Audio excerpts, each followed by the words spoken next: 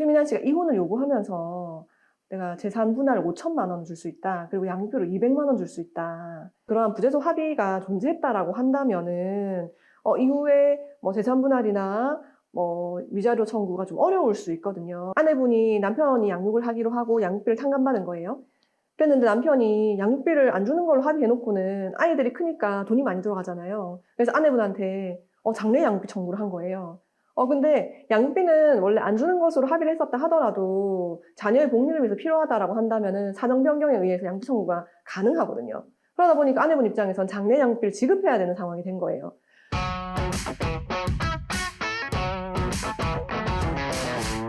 네, 안녕하세요. 이혼 전문 변호사 변경민입니다. 네, 유리 씨가 최민환 씨 원만하게 협의 이혼한 것으로 애초에 알려졌었는데, 최근에 그 최민환 씨의 뭐 성매매라든가, 그다음에 성추행 사실, 이런 것들을 언급하면서 지금 일파만파되고 있는데요. 그 내용 중에 굉장히 충격적인 것이 그 협의 이혼 당시에 유리 씨가 불가피하게 이혼 협의를 할 수밖에 없었다라는 사정인데요.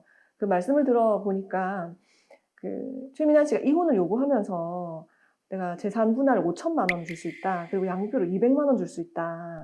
근데 그렇게 되면은 서로 너무 힘들어질 수 있으니까 그냥 서로 좋게 좋게 협의혼 하는 게 낫지 않겠냐라고 얘기를 했고, 그 당시에 이제 유리 씨가 여건상 아이들을 키우기에 경제적으로 힘든 상황이었기 때문에 그냥 아이들을 양보하고 양육비를 안 주는 대신에 재산 분할을 안 받는 걸로 그렇게 마무리가 된 것이라고 하네요.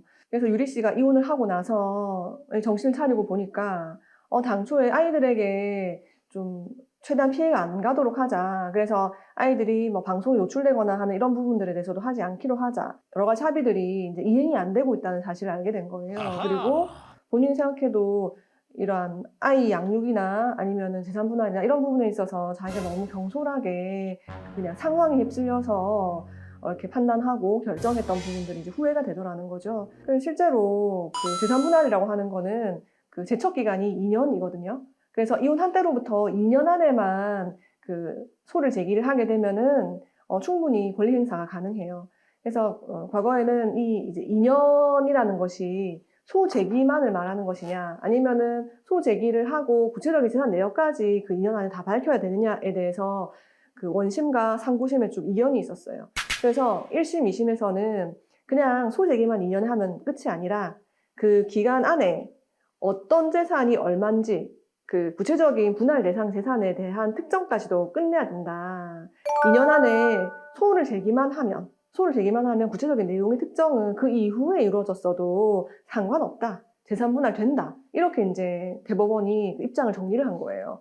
그래서 재산 분할 청구를 하는 그 배우자들 입장에서는 굉장히 이제 환영할 만한 그런 판례가 나왔다라고 볼 수 있겠어요. 그래서 유리 씨가 그러한 사정으로 재산 분할 청구를 못했었으나 지금이라도 원한다라고 하면은 충분히 기간적 여유가 있기 때문에 소재기 하시면은 분할 청구하여서 받는 것이 가능할 것으로 보여요.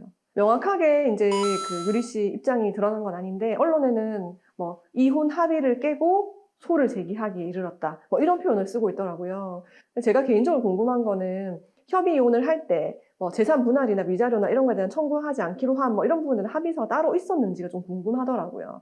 왜냐하면은 통상적으로 우리가 이혼 합의를 조정 이혼이나 아니면은 뭐 법원의 도움을 받아서 뭐 화해 공고 결정한다거나 그렇게 하게 되면은 그 내용에 사실상 이제 부재소 합의 부분이 들어가게 되거든요. 부재소 합의가 뭐냐면은 우리가 지금 재산 분할 위자료 얼마를 받기로 하고 여기서 정한 것 외에는 추후에 추가로 청구하지 않기로 한다라는 그런 의미의 합의를 말하는 거예요. 그러니까 소를 안 하겠다. 추후에는 소를 제기하지 않겠다는 합의를 말하는 거거든요.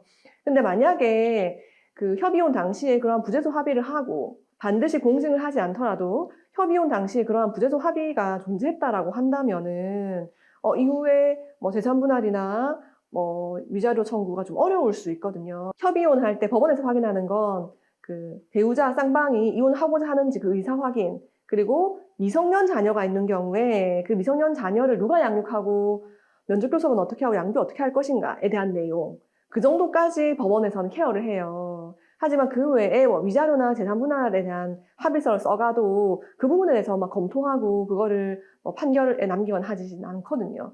그렇기 때문에 결국은 협의혼을 하시게 되면은 미성년 자녀랑 관련된 부분에 대해서는 양육비 부담 조서를 통해서 법원의 결정을 받을 수가 있고, 이혼했다는 사실 자체에 대해서도 결정을 받을 수 있지만, 그 외 위자료나 재산 분할은 사실상 이제 공백으로 남기 때문에 별도로 쌍방이 합의서를 작성하지 않았다라고 한다면은 추후에 위자료나 재산 분할 청구하는 것이 가능하거든요. 실제로 이런 일들이 비일비재 일어납니다. 그 아내분이 남편이 양육을 하기로 하고 양육비를 탕감받은 거예요. 그랬는데 남편이 양육비를 안 주는 걸로 합의해놓고는 아이들이 크니까 돈이 많이 들어가잖아요. 그래서 아내분한테 장래 양육비 청구를 한 거예요. 근데 양육비는 원래 안 주는 것으로 합의를 했었다 하더라도 자녀의 복리를 위해서 필요하다라고 한다면은 사정 변경에 의해서 양육비 청구가 가능하거든요. 그러다 보니까 아내분 입장에선 장래 양육비를 지급해야 되는 상황이 된 거예요. 그러니까 아내는 이제 억울한 거죠. 내가 만약에 장래 양육비를 지급해야 되는 상황일 줄 알았다면 그때 나는 재산 분할 청구를 포기할 리가 없었는데 양육비랑 재산 분할을 소위 말해서 그냥 상계 처리, 서로 없는 걸로 퉁쳤는데 억울하다 이거죠. 그래서 뒤늦게 재산 분할 청구가 들어오는 그런 경우들이 있거든요. 근데 더 이제 꼬이게 되면 어떻게 되냐면, 유리 씨는 그래도 빨리 결정이라도 했잖아요. 그런데 재산 분할 청구는 제조 기간 2년이잖아요.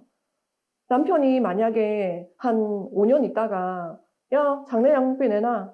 그동안 내가 양육비 안 받았으니까 이젠 좀 받아야겠어.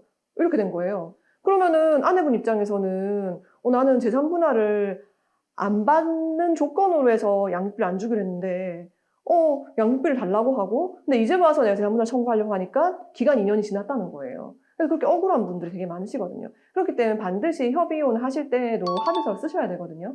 유리 씨는 5년의 결혼 생활을 유지를 하셨더라고요. 그리고 그 결혼 기간 중에 자신도 아르바이트를 해서 생활비를 벌어가지고 반씩 부담을 했다고 해요.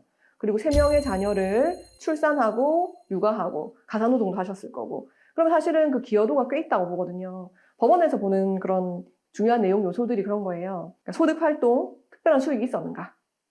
그리고 뭔가 가사노동이나 육아를 했는가. 그리고 뒷바라지를 헌신적으로 했는가. 그리고 가장 중요한 거는 두 사람의 공동의 재산을 형성하는데 출자가 있었는지, 이런 부분들을 세심하게 이제 케어하게 되는데, 유리 씨의 케이스를 보았을 때는 재산 분할을 포기하고 나갈 수 있는 그런 상황은 아닌 게 맞거든요. 뒤늦게라도 용기 내어서 소송하시는 거 응원하고 꼭 자신의 권리를 지키시길 바랍니다.